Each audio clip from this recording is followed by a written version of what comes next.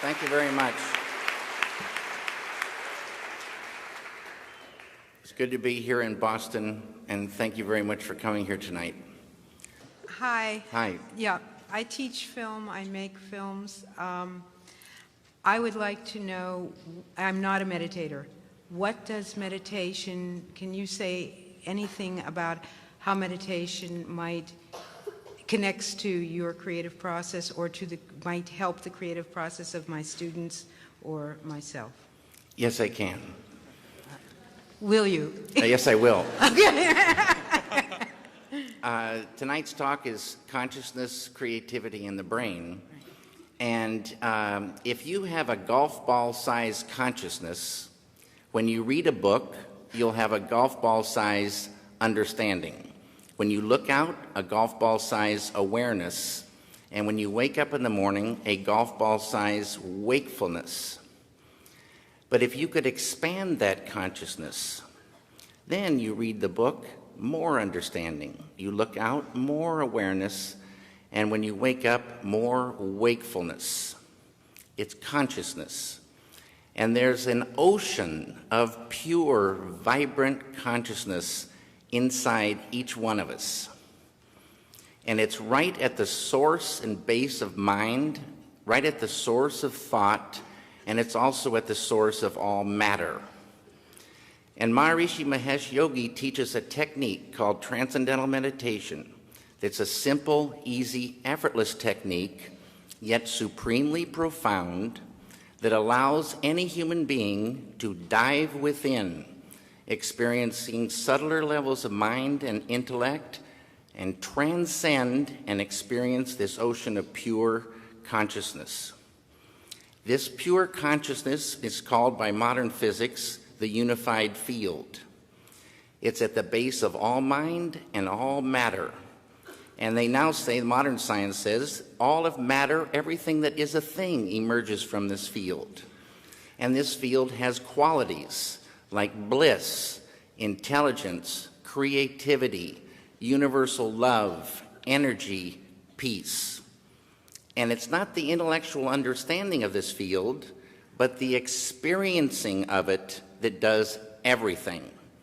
You dive within and transcending, experiencing this field of pure consciousness, and you enliven it, you unfold it, it grows.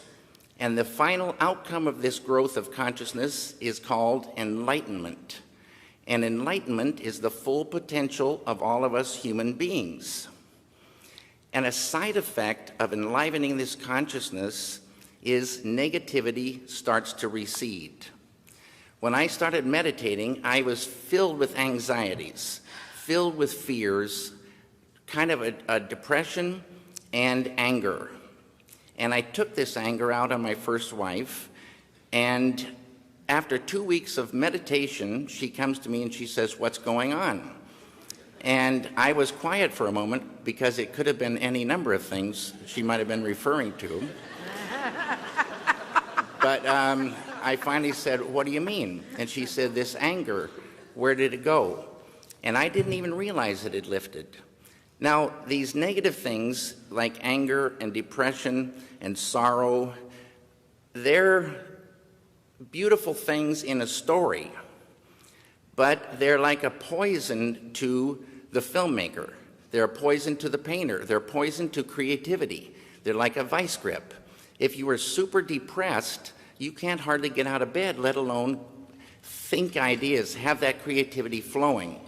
So it's money in the bank to get that beautiful consciousness growing, which is flowing creativity, the ability to catch ideas at a deeper level. Intuition grows. This field is a field of pure knowingness. You dive in there, you sort of just know how to go. You know how to solve solutions. It's like an ocean of solutions. And you can just feel this thing growing. But the ultimate thing for me is the enjoyment of the doing, the enjoyment of life grows huge. I love making films now more than ever before. Ideas flow more. Everybody has more fun on the set. Creativity flows. There's no, people look like friends and not like enemies. It's a beautiful, beautiful thing, and it's us.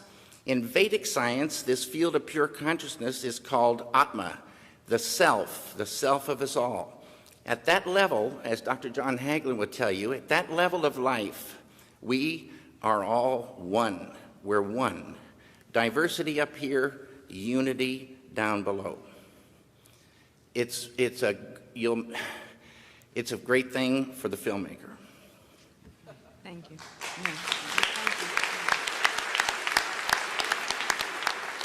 I would like to have a glass of water, if that's possible. Okay.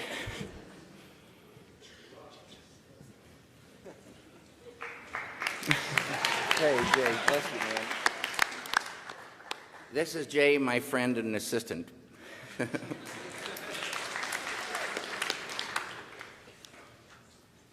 really good. It's not quite as good as pure consciousness, but it's really good.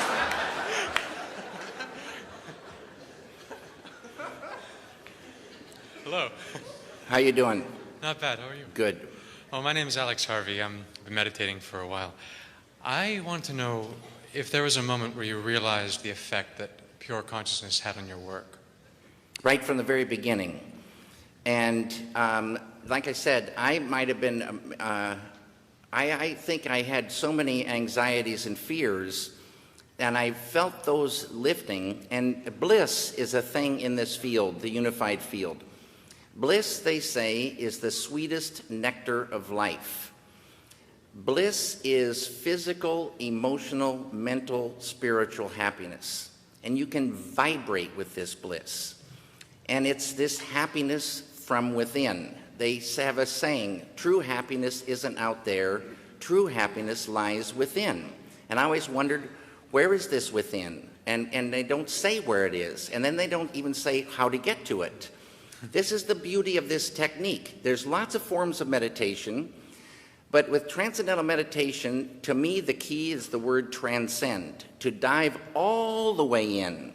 It's a huge realm between the surface of life and this fundamental pure consciousness, but it's there. And when you're in it, you know you're in it. It's familiar, but it's you.